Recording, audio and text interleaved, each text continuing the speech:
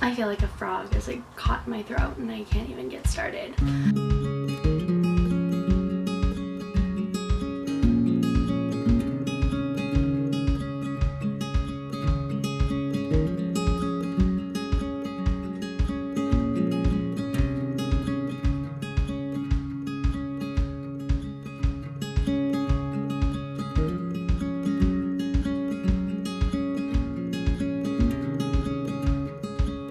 Hi, I'm Ashley, and I am a lesbian intersex woman. And this is my story of coming to queerness. Intersex is an umbrella for unique reproductive or sexual anatomy. Variations may appear in a person's chromosomes, genitals, internal organs, such as testes or ovaries. Some intersex traits are identified at birth, while others may be identified later in life, during puberty, or even later. Intersex people have always existed since the dawn of time, probably since the dinosaurs, if I'm being honest. But there's now more scientific and social awareness about the diversity of human bodies.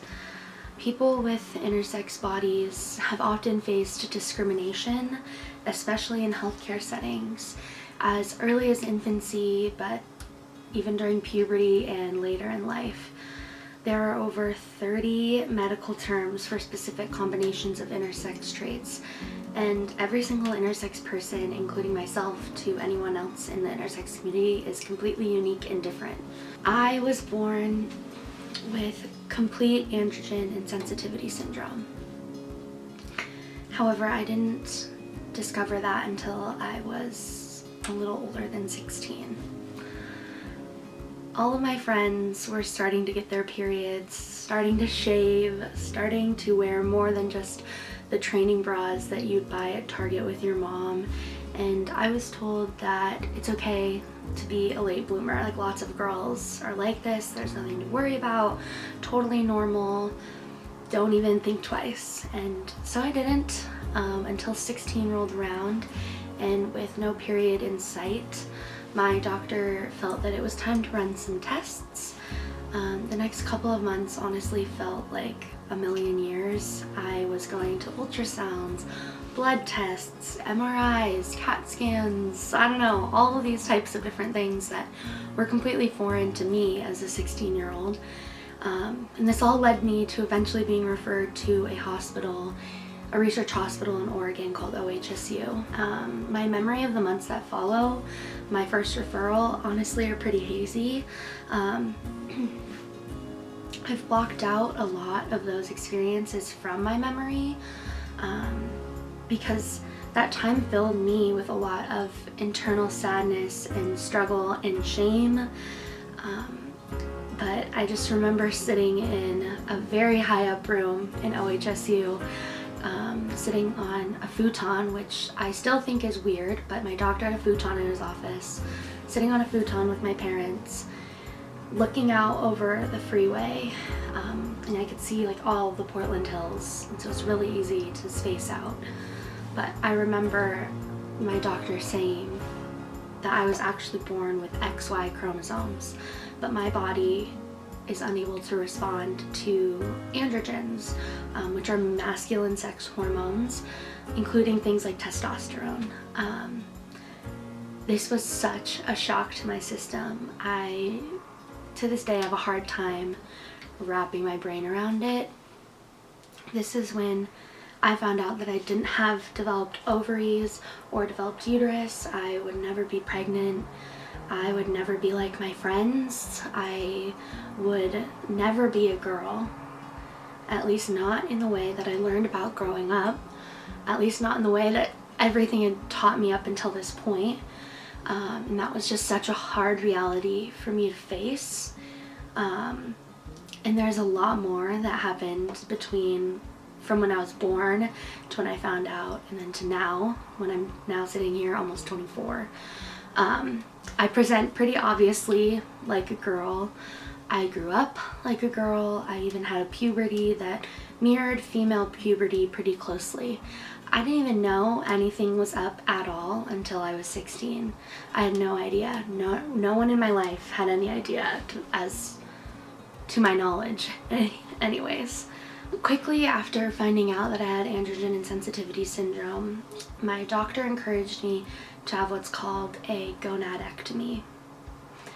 I had undeveloped ovaries in my body, which are called gonads, and they were undeveloped because I had no way of processing androgens. So eventually they would have, in utero, developed into testes. But they were just kind of sitting there like a sack of cells, a sack of whatever in my body, pretty much useless, other than producing a small amount of testosterone that was being turned into estrogen in my body. Anyways, my doctor recommended that I get a gonadectomy because, according to him, maybe one day down the line they could potentially maybe become cancerous. Obviously the C word is a big freaking word. You hear cancer and anyone is gonna freak out. I don't know why you wouldn't. My doctor was a really nice man. I don't view him negatively. I know he meant well. But see, I have since found out from intersex organizations that do intersex advocacy work that there is very little chance of undeveloped gonads becoming cancerous in complete androgen insensitivity syndrome individuals, so people like myself. I didn't know this at the time. I just took it all at face value, and obviously both my parents and I never wanted or never want to see me go through cancer. So I ended up spending the first week of my senior year in surgery. I was getting them removed and recovering at home while my peers and my friends were enjoying all of the fun things that come along with being a senior in high school. And because of this surgery, I am now supposed to be on estrogen replacement therapy for the rest of my life.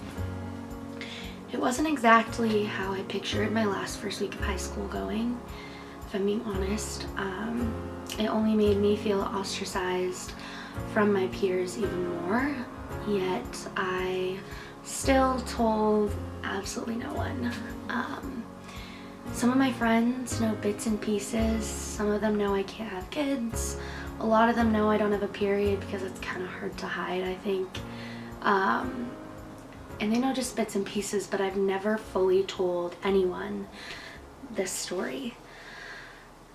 I played me being out of school for a week off to my friends as a minor preventative surgery, nothing to worry about. I'm gonna be back soon, which technically none of that was a lie. But from the day I found out that I was born with XY chromosomes, born with androgen insensitivity syndrome, I carried this secret. I didn't talk to anyone about my AIS for almost 8 years. In fact, the first person I have openly carried ongoing conversations with about my AIS is my therapist. Shout out to Jennifer. Much love for you. But I only began seeing her this past October. So for almost 8 years, I kept this to myself. Not talking about it with anyone, not even talking about it internally with myself. I put this so deep inside of me and just left it there. I carried this secret with me for so long because I thought I had to. I existed completely outside of the confines of the society that I was raised in. Being raised up until I was about 13 in an oppressive religion with a sex binary education in school that taught male and female, heteronormative media, books, music, as well as a lack of exposure to anything that existed outside of this this heteronormative world was completely foreign to me. And once I found out that I was born with XY chromosomes, learning that made me feel foreign to the world of which I was raised. I remember bawling to my parents in the car, in the shower, and bawling myself to sleep at night because I was so afraid that I was no longer a girl. I was no longer what society taught me I was, and that fear of not being a girl anymore was just so heavy on my 16-year-old heart. I was so afraid that no one would want me. I was so afraid that no one would ever truly understand me. And so I carried this secret. I didn't tell anybody. I truly felt for so long that talking about my AIS with anyone would end up in me losing friendships, relationships, opportunities even. I truly felt that I would be ostracized from the life that I'd been working so hard to build. I was truly afraid that I would meet people I wanted to pursue romantically and that they would leave me upon finding out about my AIS. I was afraid that my AIS would make things like sex really hard to talk about and enjoy. And I was truly afraid that my life was going to be watered down because of a secret I felt I needed to keep in order to protect my heart.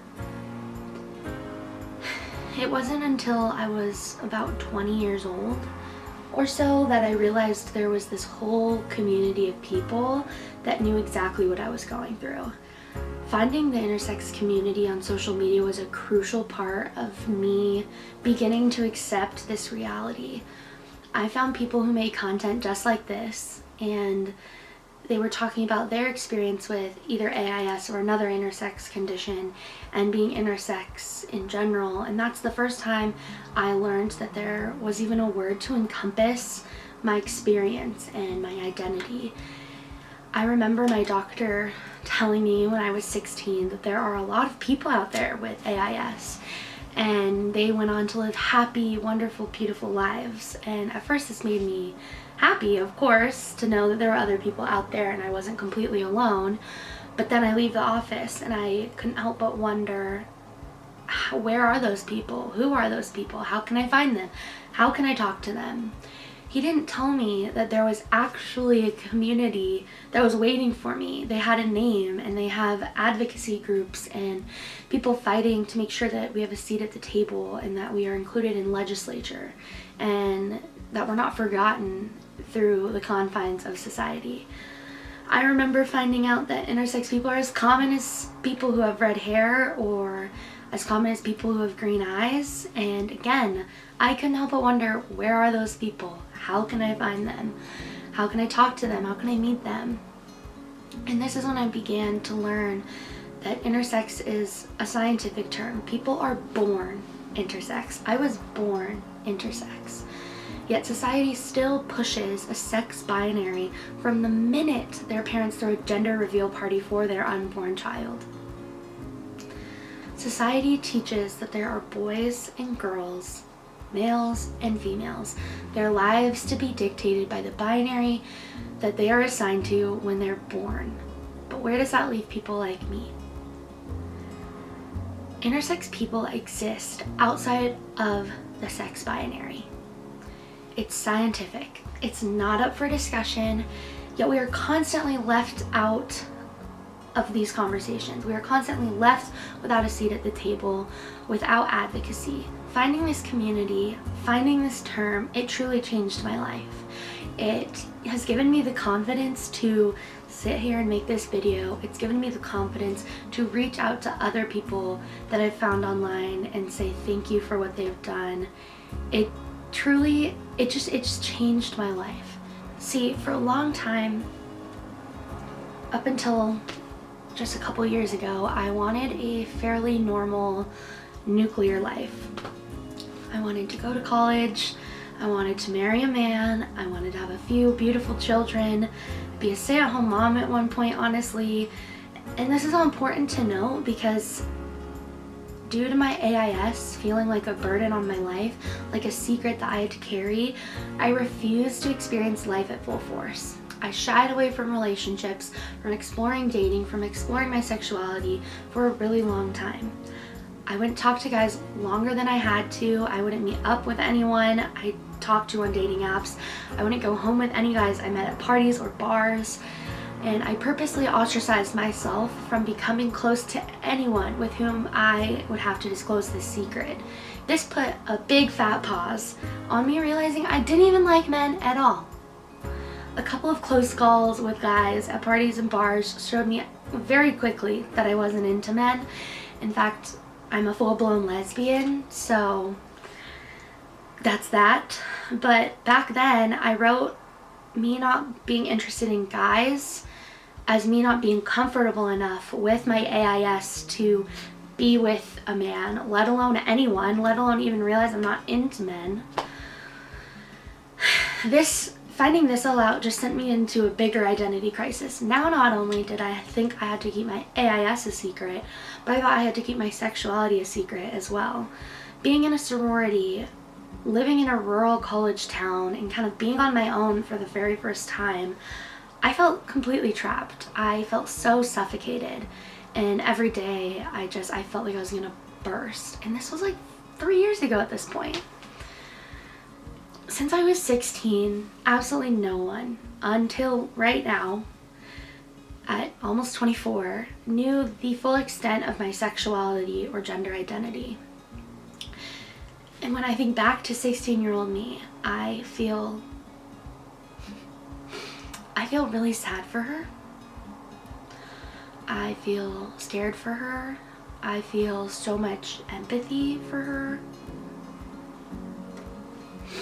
And I wish that I could hug her. And that's why I'm doing this. This is what I wish I would have known right when I found out about my AIS. That I'm gonna make it.